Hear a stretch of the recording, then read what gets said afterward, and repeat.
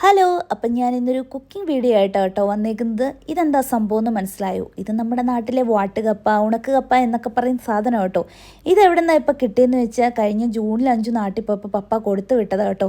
ഞങ്ങൾ 2-3 പ്രാവശ്യം വേവിച്ച് കഴിക്കുകയൊക്കെ ചെയ്തു കേട്ടോ. എന്തായാലും ഇന്നും കപ്പ വേവിച്ചേക്കാമെന്ന് വിചാരിച്ചു. അങ്ങനെ ഞാൻ തലേദിവസം വെള്ളത്തിലിട്ടതാണ് കേട്ടോ നിങ്ങളിപ്പോൾ കണ്ടത്. നമ്മൾ ഉണക്ക് കപ്പ വേവിക്കുമ്പം തലേദിവസമേ വെള്ളത്തിലിടണം, എന്നാലേ വേവിക്കാൻ പറ്റുള്ളൂ. ഇതുപോലെ കുതിർന്ന് വരണം. പച്ചക്കപ്പയാണെങ്കിൽ നമുക്ക് ആ സ്പോട്ടിൽ കൊത്തിഞ്ഞുറുക്കി കഴുകിവാരി വേവിക്കാൻ വെക്കാം. പക്ഷെ ഉണക്കക്കപ്പ അങ്ങനെയല്ല, തലേദിവസം ഇട്ട് ഇങ്ങനെ ശരിക്കും കുതിർന്ന് വരണം കേട്ടോ.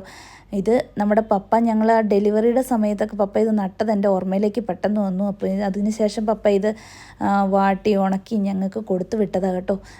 ഭയങ്കര സന്തോഷം.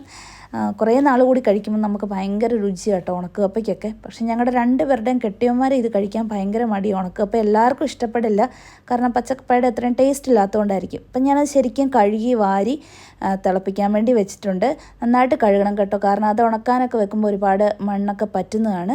അപ്പോൾ കപ്പ മാത്രം പോരല്ലോ, നമുക്ക് അതിൻ്റെ കൂടെ കുറച്ച് സാധനങ്ങൾ കൂടെ വേണ്ടേ കപ്പ വേവിക്കാൻ വേണ്ടി. ഇത് കറിവേപ്പില 5 ഈ പ്രാവശ്യം നാട്ടിപ്പോപ്പം കൊണ്ടുവന്നു കേട്ടോ. അങ്ങനെ കറിവേപ്പില, ചെറിയ ഉള്ളി, ഉപ്പ്, മഞ്ഞൾപ്പൊടി, പച്ചമുളക്, തേങ്ങയും നമ്മൾ നാട്ടിൽ നിന്ന് ചിരണ്ടി ഫ്രീസറിൽ വെച്ച് കൊണ്ടുവന്നത് കേട്ടോ.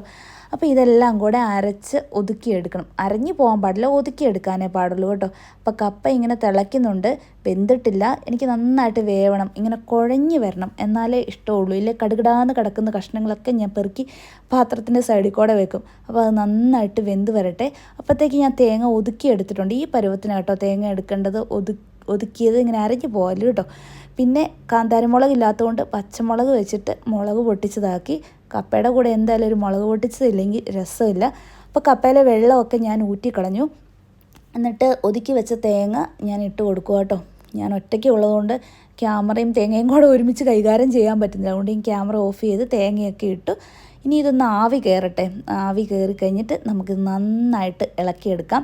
ഇപ്പോൾ എനിക്ക് ഓർമ്മ വരുന്ന ചീക്കാട് വീടാണ് കേട്ടോ. ചീക്കാട് വീട്ടിൽ ചെന്ന ശേഷമാണ് ശരിക്കും ഞാൻ കപ്പയും ചക്കയും ചേനയും ചേമ്പും ഒക്കെ തിന്നാൻ പഠിച്ചതെന്ന് വേണേൽ പറയാം. അതിന് മുമ്പ് എനിക്കും ഇതൊക്കെ തിന്നാൻ ഭയങ്കര മടിയായിരുന്നു കേട്ടോ. എനിക്ക് ചീക്കാട് വീട്, അമ്മച്ചി, ചാച്ചി, മമ്മി, പപ്പ എല്ലാവരെയും മിസ് ചെയ്യുന്നു ഇത് കാണുമ്പോൾ. എന്താ പറയുക, നമ്മൾ ജോലിക്ക് വന്ന എല്ലാം മിസ് ചെയ്യും പലപ്പോഴും. അതുകൊണ്ട് ഇങ്ങനെ കപ്പയൊക്കെ കിട്ടുമ്പോൾ നല്ല ടേസ്റ്റാണ്. അങ്ങനെ ഞാനിത് കുഴച്ചെടുത്ത ശേഷം കുറച്ച് പച്ച വെളിച്ചെണ്ണ ഒഴിച്ചു കൊടുത്തു കേട്ടോ. പച്ച വെളിച്ചെണ്ണ ഒഴിക്കുവാണെങ്കിൽ കപ്പ വേവിച്ച് കഴിഞ്ഞ് ഇങ്ങനെ ഒഴിച്ചിളക്കുവാണെങ്കിൽ നല്ല ടേസ്റ്റ് കേട്ടോ. മമ്മി ഇങ്ങനെ ഒഴിക്കുന്നത് കണ്ടിട്ടുണ്ട്, പച്ചക്കപ്പയായാലും ഉണക്കക്കപ്പയായാലും. അതുകൊണ്ട് പച്ച വെളിച്ചെണ്ണയൊക്കെ ഒഴിച്ച് മൂടി വെച്ചു. ഇനി നമുക്ക് അത് പാത്രത്തിലേക്ക് എടുത്ത് കഴിക്കാം. അഞ്ചൂസിൻ്റെ വീതം എടുത്തുകൊണ്ട് പോയി കേട്ടോ. ഞാൻ ഈ വിളമ്പുന്ന വീഡിയോ വരെ എടുത്തുള്ളൂ, കഴിക്കുന്ന വീഡിയോ എടുത്തില്ല. പിന്നെ ഇച്ചിരി മീൻകറി ഉണ്ടെങ്കിൽ കപ്പയ്ക്ക് ഒന്നും കൂടെ ടേസ്റ്റ് കൂടും, അത് വേറൊരു സത്യമാണ്. പക്ഷെ നമ്മളിപ്പോൾ മീനൊന്നും കഴിക്കാത്തത് കൊണ്ട് മുളക് പൊട്ടിച്ചതും മാങ്ങ അച്ചാറും കൂടെ കൂട്ടി കഴിക്കുക കേട്ടോ. അപ്പോൾ ഇന്നത്തെ വീഡിയോ ഇത്രയേ ഉള്ളൂ. വീഡിയോ ഇഷ്ടപ്പെട്ടെങ്കിൽ തീർച്ചയായും ലൈക്ക് ചെയ്യുക, ഷെയർ ചെയ്യുക, കമൻറ്റ് ചെയ്യുക കേട്ടോ. അപ്പോൾ ഒരു പുതിയ വീഡിയോ ആയിട്ട് വരുന്നവരെ tata bye bye, take care.